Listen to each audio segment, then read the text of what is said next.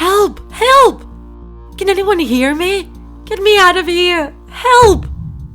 1 week before, Megan was enjoying her last month at home with her sister Amy and mother, before moving 1,000 kilometers away, because she would go to study at one of the best universities. Although she was sad to be separated from her family and friends, she was very excited to have gotten a place at one of the most prestigious centers. She had worked hard during her teens to get good grades, and she could finally see how her efforts were rewarded. One of the things that also saddened her was the idea of ending her relationship with Josh. They had met 3 months ago, and although she liked him, she felt that it was better that they put their relationship on hold for a while.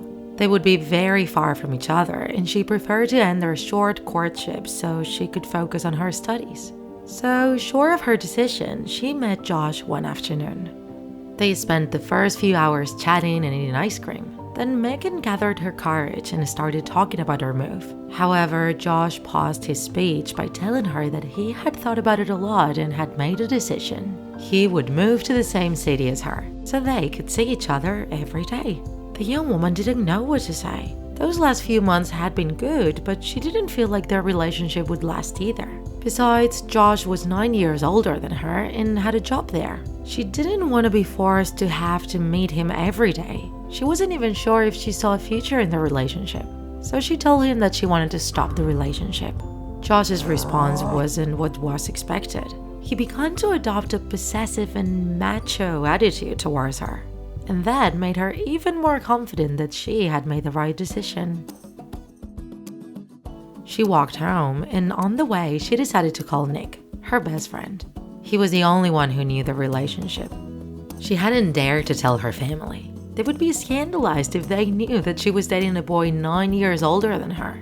But that was already a thing of the past. When she got home, Mike arrived with a car. Mike was her mother's ex-husband. They had been divorced for 3 years, but still had a good relationship. He had always treated the girls as if they were his daughters, so they still spent a lot of time together. That day, he was going to have dinner with the 3 women, and when he saw Megan alone on the street at that time, he got worried.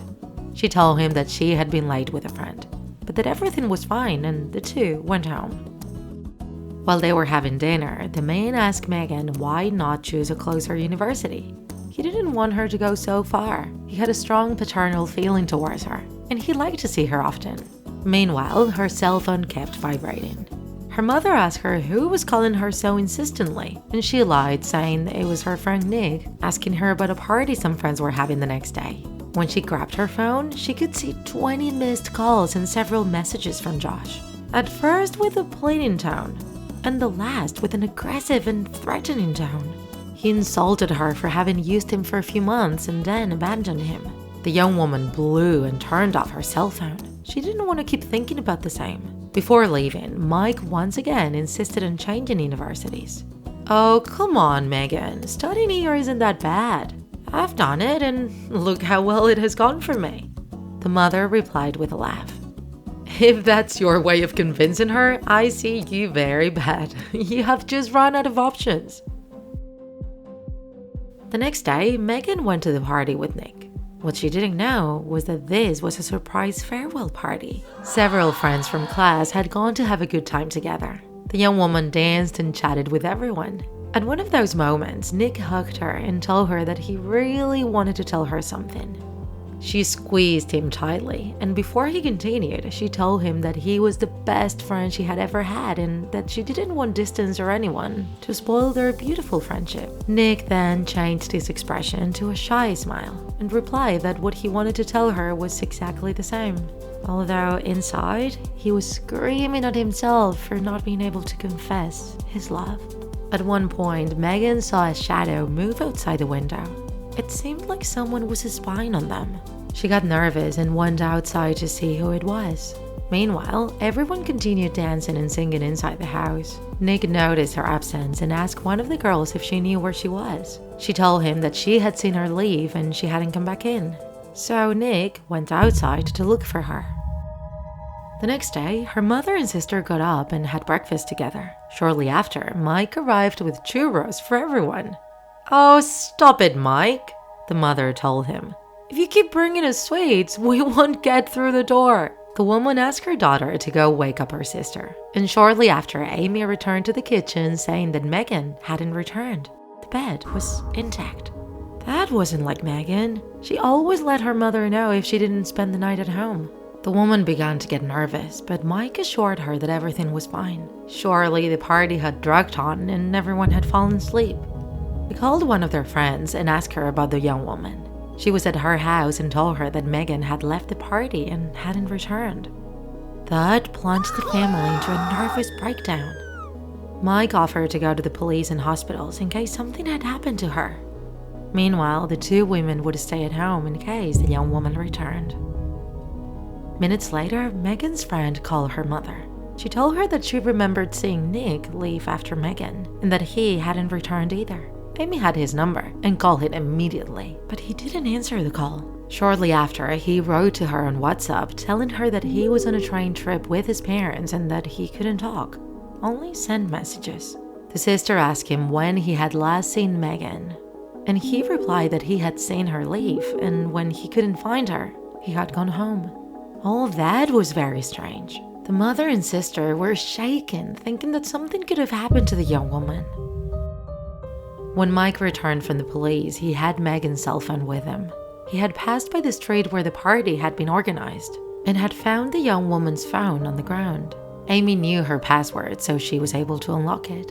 As she did so, she saw dozens of missed calls and messages from Josh. They didn't know anything about the relationship, but those messages showed controlling behavior towards Megan. After she asked him to leave her alone and they had broken up, the three looked at each other. Would that boy be capable of doing something to the young woman for leaving him? They had to inform the police and have the authorities look for him to find out Megan's whereabouts. 48 hours had already passed without hearing anything from the young woman.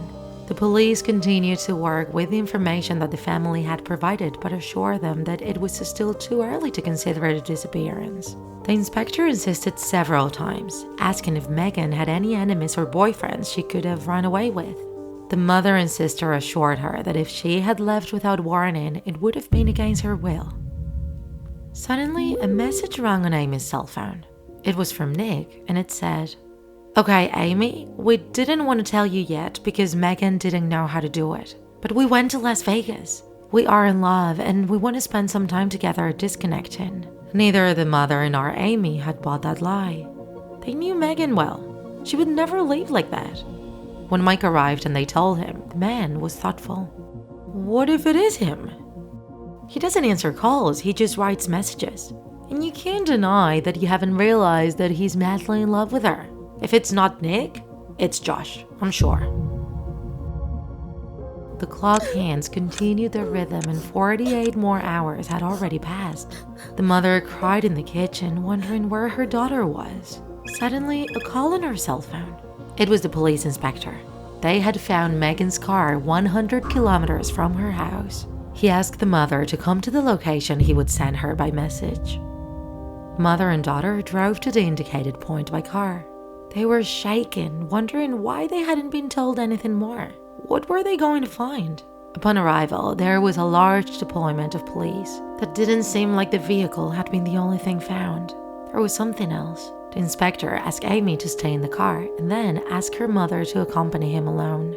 He warned her that what she would say would be very unpleasant, but they needed her help to continue their investigation. The woman swallowed and hyperventilated while the man opened the trunk door. At that moment, the mother screamed at the top of her lungs, alerting her daughter, who immediately got out of the car to see what was happening. Inside the trunk was the body of Nick, Megan's best friend. They couldn't believe what they were seeing. Nick hadn't gone anywhere with her, nor was he kidnapping her. Someone had his phone and pretended to be him to make all suspicions directed towards the young man. Could it all have been the work of Megan's ex-boyfriend? They had to find out. The next morning, the mother wanted to search her cell phone for information about Josh, his social networks, school information. She wanted to know more information about him. Her phone ran out of battery, so she grabbed Mike's phone while he was in the bathroom. It wasn't very difficult to find his password. He always used the same one for everything since they had met. When she unlocked it, she saw something strange. She wasn't sure if it was a video or what. It was dark and a person could be seen from behind. Suddenly, the person turned around and realized what she was saying. It was a vision of a camera, and it was recording Megan. She didn't have time to react. Suddenly, Mike hit her on the head and she fell unconscious. When she opened her eyes, she was in an empty room with her mouth covered and her hands tied to a chair. She had it in front of her all that time. Mike was her daughter's kidnapper. Her only relief was to have seen her alive. That meant there was still some chance of meeting her again. The man began to tell her that she wasn't worrying about her daughter. If she went to study so far away, many people could take advantage of her. Megan had to stay with them. They were family. Then he also talked to her about Nick. He wasn't a bad guy, but of course he saw me when I took her away and he wanted to be the hero. So he left me no choice but to kill him. Collateral damage. The truth is that this was good for me to confuse the police a little and keep them away from here. But that damn inspector was able to find the car, and I bothered to leave it quite far away. And I can't forget about Josh's idiot. He was obsessed with Megan and I had to eliminate him from the map too. He gave nothing but problems. The mother tried to scream, but the tape on her mouth prevented her from doing so. The man she had shared half her life with was a murderer and a kidnapper. Mike left her alone while he prepared a snack for Megan. The mother was kicking, trying to free herself from the chair when suddenly she saw hands trying to open the window. It was her daughter Amy. She had followed them and had just discovered what Mike had done. The mother motioned for her daughter to leave and call the police. The young woman called the emergency services, but she couldn't let him hurt her sister and mother. She would figure out a way to get in without being seen. Shortly after, Mike returned to the room where he had gagged the mother and asked her if she wanted them to go visit her daughter.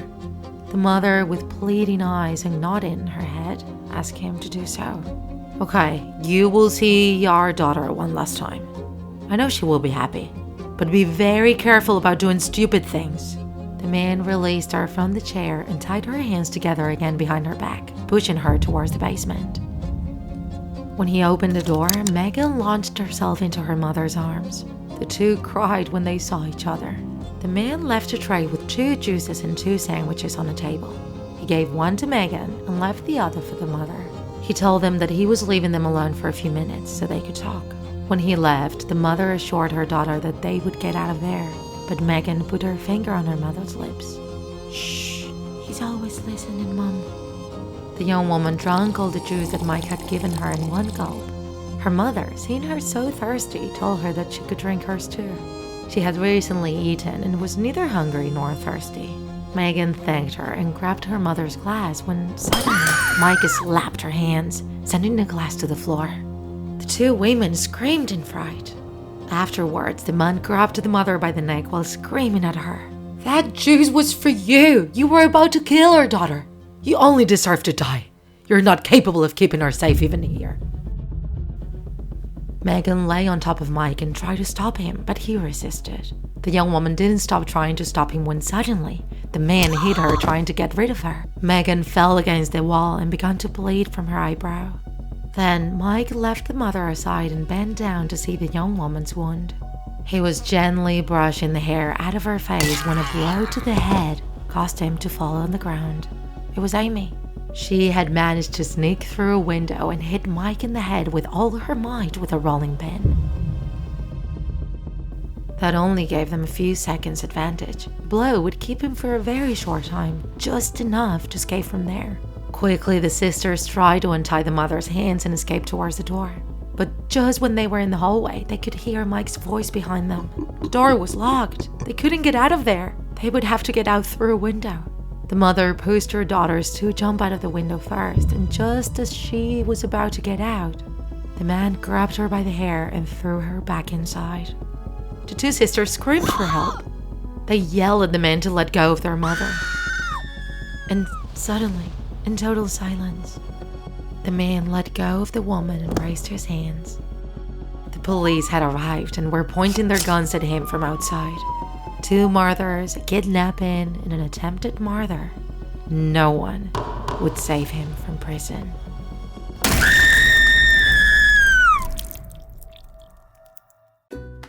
If you enjoyed this video, don't forget to like it. And if you want to see more Draw My Life videos, subscribe to our channel. See you in the next episode.